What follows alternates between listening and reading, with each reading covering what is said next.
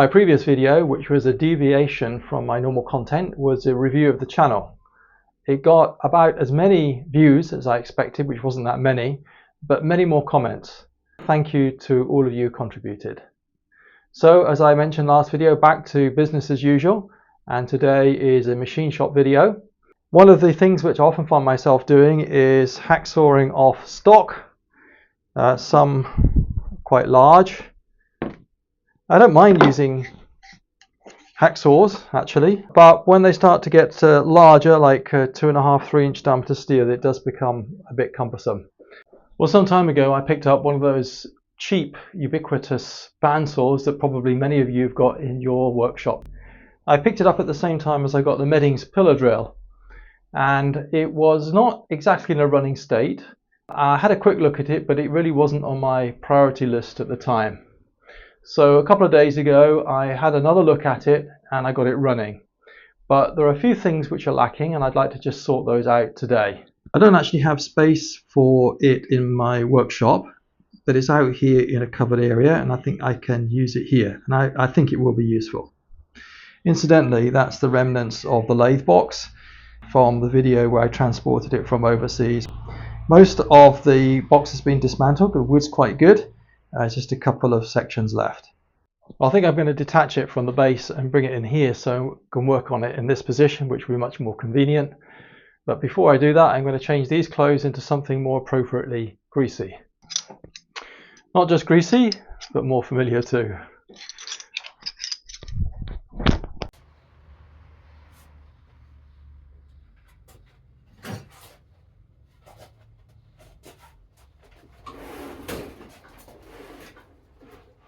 So as many of you may know, this little bandsaw has two functions. One is a traditional sawing in the horizontal position. In the vertical position, it can be used as a bandsaw with a table. The table is a little bit flimsy. It's made from sheet metal, and it basically mounts on top of the block which holds the rollers. Let's have a look from the other side. So one of the problems is that the table is not level. The base is level, and that's the amount that the little saw table is out, and that's due to the top surface of this block not being flat. Well, not flat and not square, so I'm going to have to sort that out. What I feel this needs is also some more support. Now, it came with a bracket that goes on the back, but that's not really enough in my opinion. So what I'm planning is some kind of arrangement that bolts off the side here, with an angle iron support underneath to strengthen up the table itself, and then some struts coming down off this, and I think that will be a big improvement. I've seen other designs for supporting a table completely dispensing with this and having a separately mounted table with a structure that grips in the vise, which is rather elegant, a frame which comes up here and then supports underneath. I think it was Winky's Workshop. A great design, I liked it. Only problem is I don't have welding equipment and it's a lot of work. And there's one other issue. I prefer to keep this table, not have to remake that, just strengthen it up. And also I'd like to support it off this part of the casting here, which directly supports the rollers. So in other words, the table support is as close to the roller as possible without having to go through this hinge and the rest of the structure. So what I'm going to do is mount some kind of bracket off here. There's a reasonably flat surface here. I can mount off, square up the front face, and have my support structure here.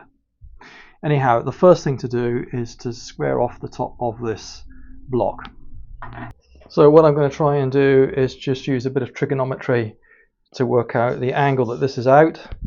I know this distance, I know the height of this, and then set this up in the mill and mill this that angle off the top of this. Hopefully that will bring this level.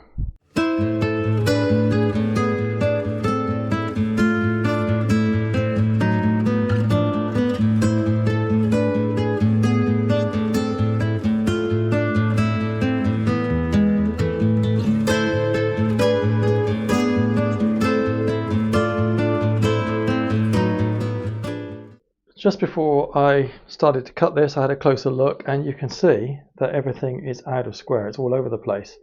The first thing you can see is that this roller here, this ball bearing, is cocked around like that.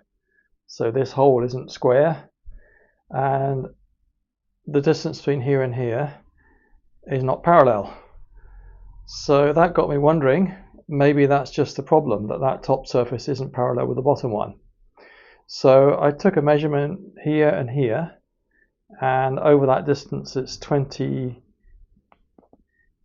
thou out, and as a ratio of the distance across the table and the amount that was out over nearly 5 inches, it works out about the same.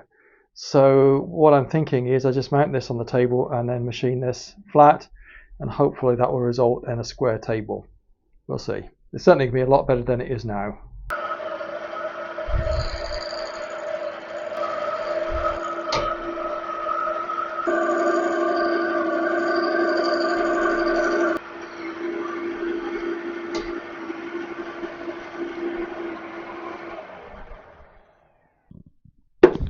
Before I can go any further, I need to press out the pin that supports the remaining bearing. I really should have done this from the outset, but anyway.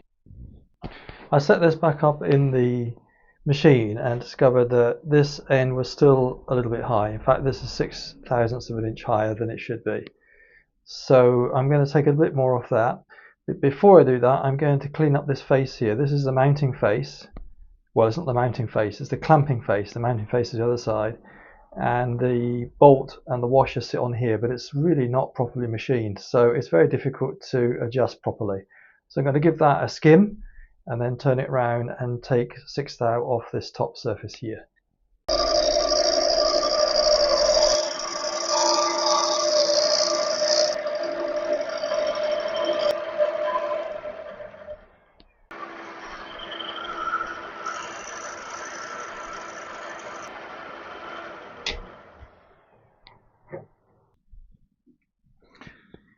Well, I've similarly machined this one so we have a nice surface for the head of the bolt, or rather the washer, to bear on. The two blocks are designed to have clearance, as you can see here, to allow them to rotate to align the blade. I in fact found that additional clearance was required to ensure that the blocks were mounted vertically above each other so the blade was straight. However, there was one problem with the upper block, and that was that the bolt fouled with the slot, and the slot needed to be opened up.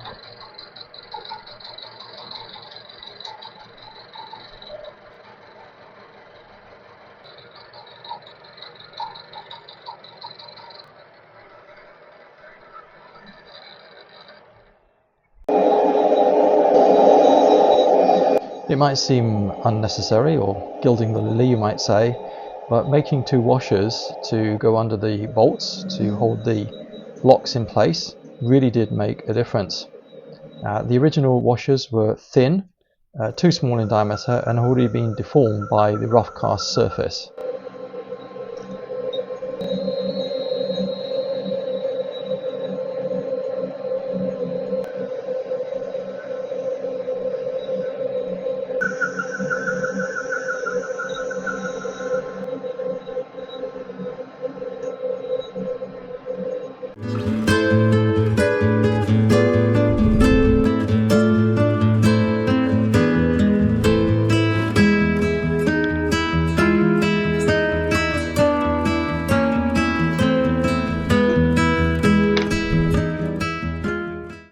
So here's one of the washers, and it's surprising how much of a difference cleaning up the face and having a substantial washer makes. It just feels much more positive and just proper. And the other thing is that as you tighten up the bolt, it doesn't move. Before, as you tighten up the bolt, it would tend to slide, but now it just sticks, just stays where it is. And now on the upper one we've got the full range of movement because we've opened up the slot. So I think they're quite significant improvements. Okay, we can start now to work on this block or this bracket. So I've put some layout blue on there, and that will give me the width of the slot I need to clear this feature. I'll measure the depth.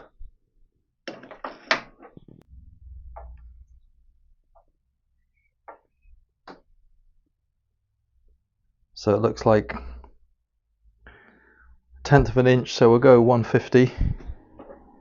So we'll take a 150, maybe 1.25, 0.125, 1/8. So it's just over 3 millimeters. So I'll mark that out, take it over to the mill, and we'll cut that slot out.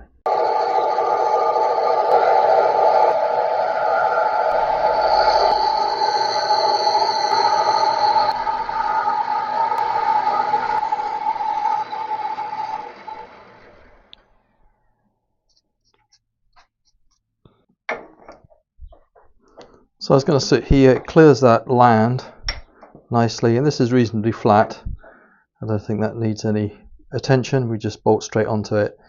And what I need to do now is square off the end, because square not with this, but square with access to the machine, because this is at an angle.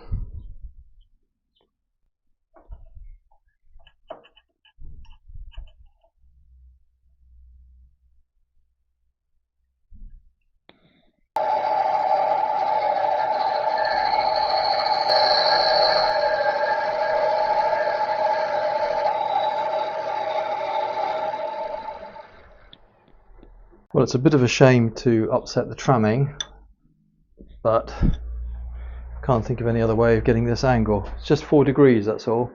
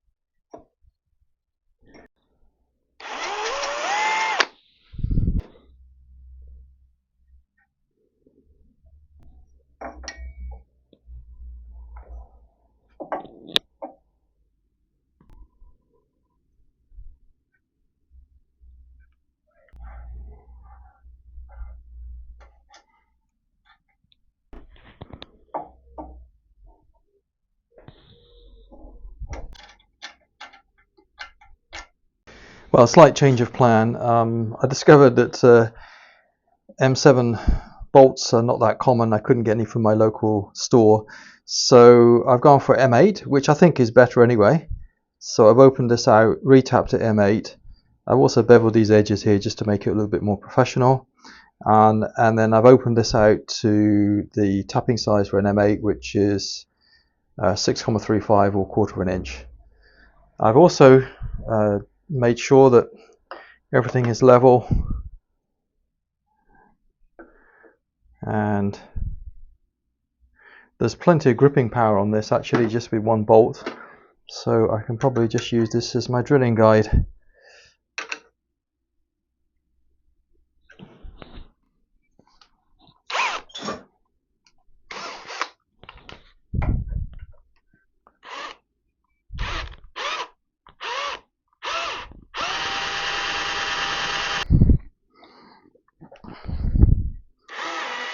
Something makes me think that this drill chuck isn't running true. This is annoying because this is a new piece of equipment.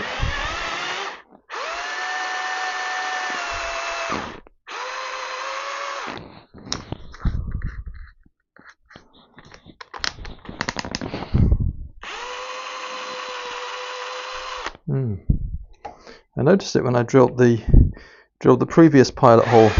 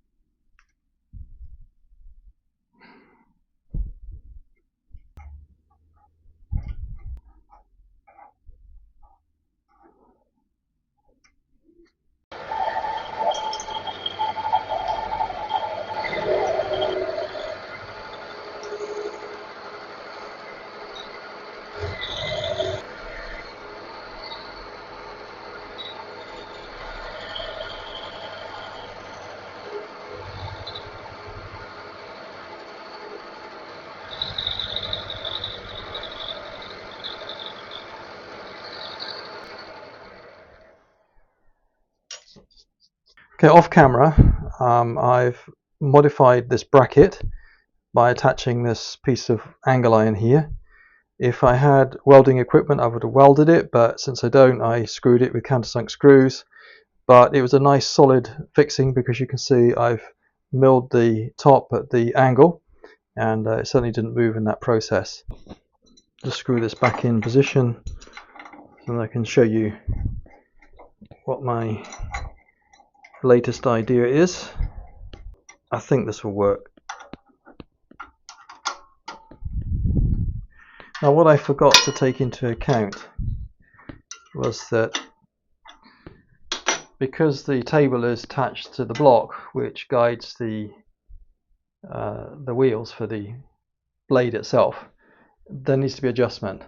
So I've set this up so, as far as I can tell, it's parallel with the axis of the machine, but it may not be spot on, and there may always be a slight need for adjustment. So having got it in the approximate position, what I am looking for is an arrangement where I can still rotate the table slightly but keep it level. So what I'm planning to do, and this is why I put this bracket on here to extend the width, is to have a stouter piece of material here bolted in